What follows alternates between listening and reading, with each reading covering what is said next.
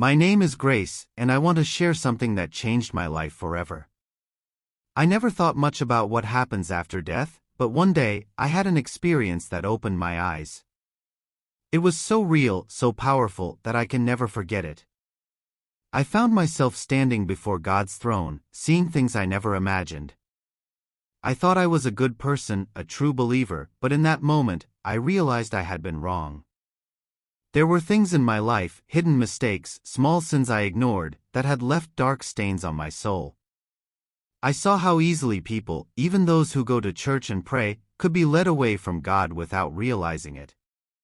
This experience was not just a dream. It was a warning. A warning for me, and for everyone who thinks they are safe just because they believe in God. Faith is not just about words or habits, it's about truly living for God with all your heart. As I tell my story, I hope you will listen carefully. Ask yourself, am I truly following God the way I should? This is not just my story, it's a message for everyone. It all started with a sharp pain in my chest. At first, I thought it was nothing serious, but within moments, the pain became unbearable. I struggled to breathe. My vision blurred, and everything around me started fading. I could hear voices, people calling my name, shouting for help, but their voices seemed far away. Then, suddenly, everything went dark. When I opened my eyes, I was no longer in my body. I saw myself lying on the hospital bed, doctors and nurses rushing around, trying to save me. My family was there, crying and praying. I wanted to tell them I was okay, but they couldn't hear me. That's when I realized I was outside my body. As I looked around, I saw other souls, people like me, floating in a strange, empty space. Some were confused, some were afraid, and others looked lost. It was as if they didn't know where they were supposed to go. I felt a deep sadness for them. I wanted to help, but I didn't know how. Then, I sensed something pulling me. I didn't know where I was going, but I knew this journey was far from over. I felt myself being pulled forward, moving without walking.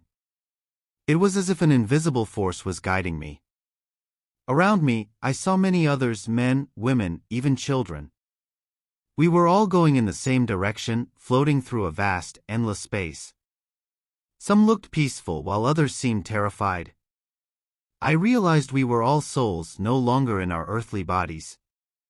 As we moved, the space around us changed. At first, it was dark, like a great tunnel without an end.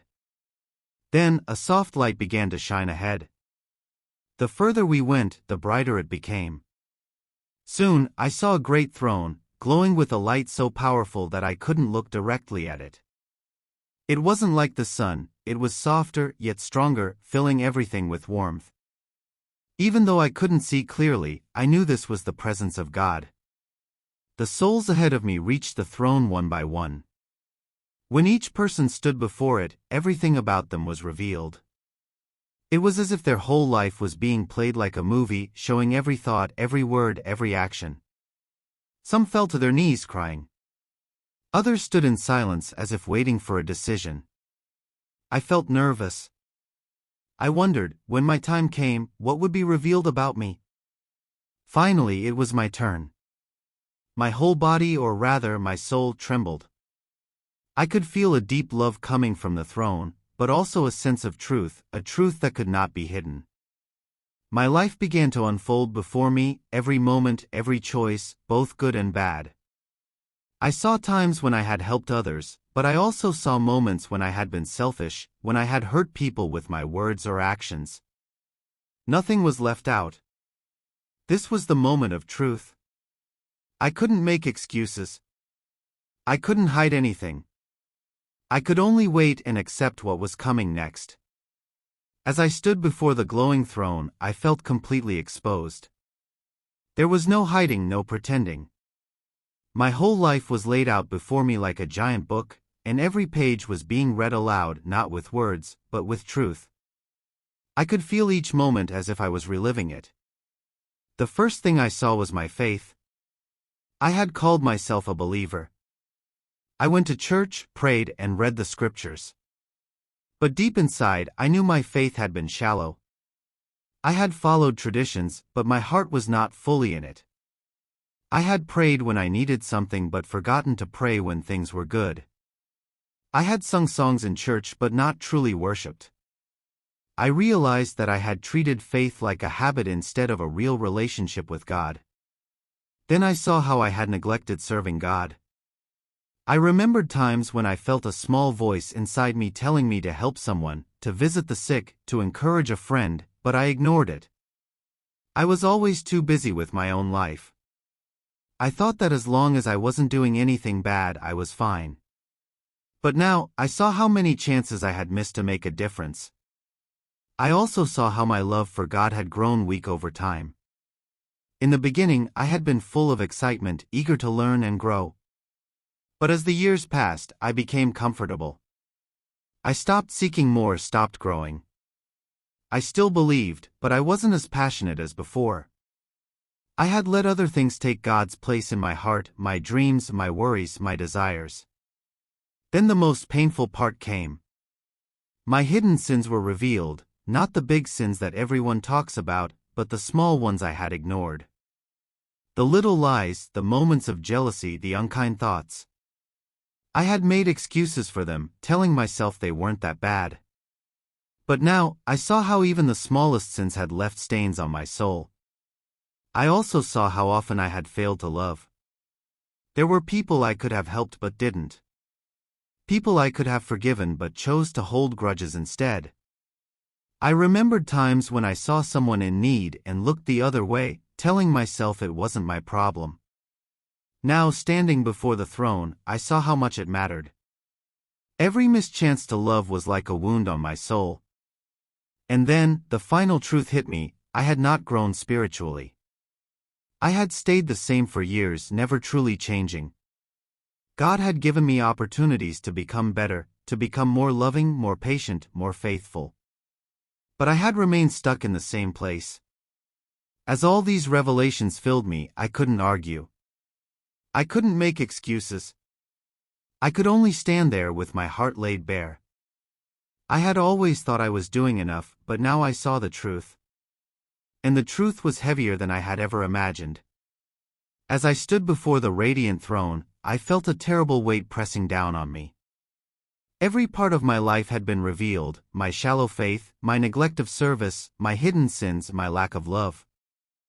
Tears filled my eyes as I realized how much I had taken for granted. I had thought that simply believing in God was enough. I had assumed that because I went to church and read the Bible, I was safe. But now, in the presence of pure holiness, I saw how weak and empty my spiritual life truly was. My heart ached as I remembered all the times I had ignored God's voice, all the chances I had missed to love, to forgive, to serve. Then, a voice thundered through the throne room.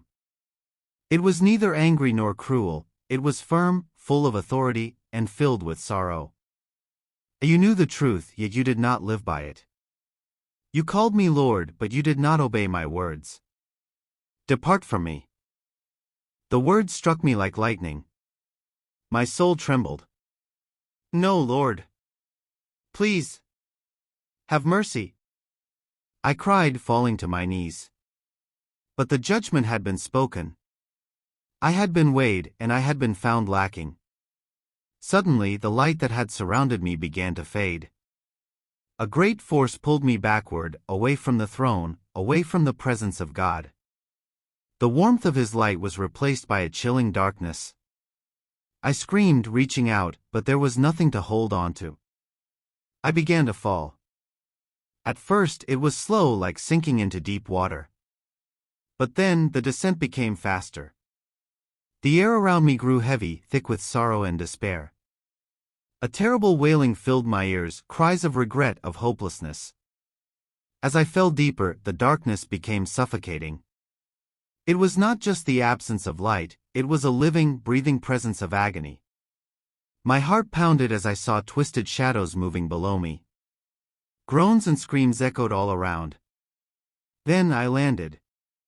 The ground beneath me was dry and cracked, like a land that had never known rain. The air was hot, but not like the warmth of the sun, it was a burning heat that brought no comfort. The sky above me was black, without stars, without hope. I looked around and saw others, countless souls wandering in sorrow. Their faces were full of despair, their eyes hollow with regret. Some wept, some screamed, some simply stared into the endless darkness. A deep, crushing realization filled me. This was the place of separation. This was what it meant to be cut off from God. Not just for a moment, but forever. The hope I had clung to all my life, the hope of mercy, of second chances, was gone. I fell to my knees, my soul consumed with one thought: I had wasted my chance. I had known the truth. I had been given the opportunity to live for God, to love, to forgive, to serve. But I had chosen my own way. And now it was too late. A terrible cry tore from my lips. God, please, give me one more chance. But no answer came. The only sound was the endless echo of sorrow from the souls around me. I had made my choice. And now I had to face the consequences. The moment I landed in that dreadful place, an unbearable pain shot through my entire being. It was not just physical pain, it was something deeper, something that gripped my soul itself. I had never known such agony before. It was as if my very existence was being torn apart by sorrow, regret, and despair. I looked around and saw countless souls, all suffering, all trapped in torment. Their faces were twisted with horror, their eyes wide with unending fear. Some were wailing, their cries echoing through the endless darkness. Others were screaming, clawing at the air as if trying to escape an unseen force. But there was no escape. There was no way out. The ground beneath me was cracked and burning, yet it did not turn to ash. The air was heavy with the smell of sulfur, a stench so thick it choked me. There was no relief, no moment of rest. No cool breeze, no drop of water, nothing but the suffocating heat that burned but never consumed. Then I saw them, the beings of darkness. Shadows that slithered and crawled, creatures with glowing, hateful eyes, watching us with cruel delight. They moved through the suffering souls, whispering words of despair and fear. Some of them lashed out, striking the souls with invisible claws, causing them to scream in fresh agony. Others laughed, a twisted, hollow sound that sent shivers through me. One of these beings approached me. I could not see its full shape, only the outline of something dreadful, something unnatural. Its eyes locked onto mine, and in that instant, I felt my very soul tremble. "You belong here," it whispered, its voice like 1,000 voices speaking at once. "You chose this?" I wanted to deny it. I wanted to scream that I had made a mistake, that I had never meant to end up here. But deep down I knew the truth. My choices, my sins, my refusal to fully surrender to God, this was the result. Time did not exist in this place. There was no day, no night. Only an endless cycle of suffering. Whenever I thought I could bear it no longer, the torment only deepened. The pain never dulled, the sorrow never eased. The beings of darkness made sure of that. They whispered my failures, reminding me of every missed opportunity, every sin I had justified. "You were warned," they hissed. "You had chances, but you ignored them." Saw others, their suffering as deep as mine. Some reached out, begging for help, but there was nothing any of us could do. Here, no one could offer comfort. No one could pray for mercy. No one could give hope, because there was no hope left. The worst part of it all was the knowledge that this would never end. No matter how much we wept, no matter how much we screamed, no matter how much we longed for a second chance, it would never come. I fell to my knees, clutching my head, sobbing uncontrollably. "God, please, forgive me. Give me another chance." But no voice answered. No light appeared.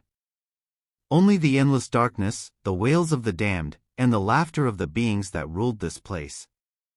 I had heard about hell before. I had read about it in the Bible. But nothing could have prepared me for the horror of actually being here. This was real. This was final. This was what it meant to be separated from God forever. And there was nothing I could do to change it. Just when I thought my suffering would never end, something changed. A powerful force, unlike anything I had ever felt before, wrapped around me. It was strong yet gentle, like a mighty wind pulling me upward. The darkness around me trembled, and the cries of torment faded into the distance. The creatures of the abyss screeched in fury, clawing at me, trying to hold me back. But they had no power over this force. Faster and faster, I was lifted out of the dreadful pit. The unbearable heat disappeared, and for the first time in what felt like forever, I could breathe. I didn't understand what was happening, but I knew I was leaving that place. A voice, deep and commanding, echoed through my very soul. "It is not your time." And then light. I gasped for air and shot up, my body trembling. I was no longer in the darkness. No longer surrounded by suffering. Instead, I was lying in a hospital bed, my chest rising and falling in quick, frantic breaths. Machines beeped all around me, and I could hear voices, some shouting, some whispering in shock. Doctors and nurses rushed to my side. My family stood nearby, their eyes wide with tears and disbelief. "You're awake," my mother cried, rushing forward to hold my hand. I blinked, struggling to understand. The last thing I remembered was dying, falling into that terrifying place of despair. But now I was back. Alive. Tears filled my eyes as I whispered, God gave me another chance. The days that followed were filled with tests and medical examinations. The doctors couldn't explain how I had come back. "You were gone," one of them admitted. "We did everything, but there was nothing more we could do." And then, suddenly, your heart started beating again. But I knew the truth. It wasn't medicine that brought me back. It wasn't luck. It was God's mercy. That experience changed me forever. The memories of what I saw, of the torment, the sorrow, and the terrifying reality of hell, never left me. I could no longer live as I had before. I knew I had to warn others, to tell them that heaven and hell are real. That our choices in this life matter more than we realize. I became more devoted to God, spending every moment seeking His will. I forgave those who had hurt me, let go of my grudges, and committed myself to a life of love, service, and truth. I knew I had been given a second chance, and I would not waste it. Even now, whenever I close my eyes, I remember the darkness, the suffering, the regret. And I remind myself, I will never go back. My experience was terrifying, but it changed my life forever. Heaven and hell are real, and the choices we make today determine our eternity. I was given a second chance, but not everyone will have that opportunity. That's why I'm sharing my story, so that you can be warned and turn to God before it's too late. If this testimony has touched your heart, don't keep it to yourself, share it with your friends and family. Someone out there might need to hear this message. Also, if you want to hear more powerful testimonies and faith-building messages, make sure to subscribe to this channel and turn on notifications so you never miss a new video. And before you go, hit the like button and leave a comment below. Let me know your thoughts, share your experiences, or just say, God is good. I'd love to hear from you. Let's grow in faith together. God bless you, and see you in the next video.